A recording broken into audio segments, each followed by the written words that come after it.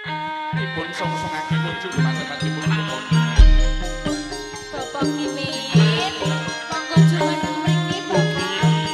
Lumantar-mantaripun Bapak Karyo dalem ibu samilan didamel libur panjenenganipun.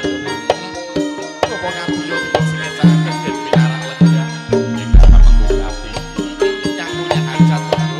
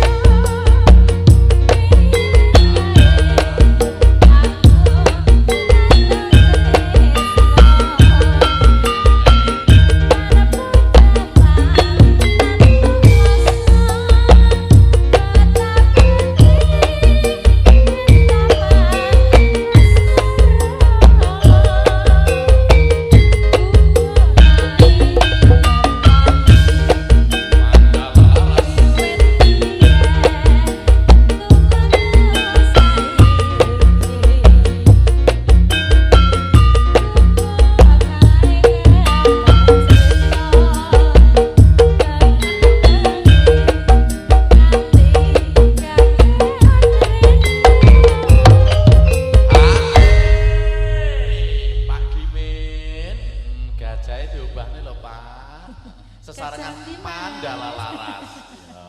Ya, Pak. Masuk mall. Lah iya, Sak Pak. paidi. Joget mriki lho Pak Kim. Alah lah kae lekas. Sak paidi nyentrum. Ya Allah. Pak Kartono dipun skecaken. Kalau wonten pamundhut dadi ati. Pak Kartono dalemipun mlebet ngaler menika nggih. Jenengan kok apal, Mas? Apal ben sering ten mriku kok kula. Ten apa? Keduk wedi derek Pak Kartono suwi. Muga-muga sehat ya Pak. Nggih, sehat panjang yuswa Pak Kartono. Ya Allah, ibu-ibu tansaya kathah ingkang derek umur. Ya Allah. Menika pandemen gajah, Mas. Nggih, ibu-ibu. Gajah napa buntut gajah? Nek ibu-ibu nuwun sewu. Nek Pripun? bapak-bapake panjenengan garwa derek gajah-gajahane seneng ora Bu? Mboten. Aduh. Lah teng napa, Bu?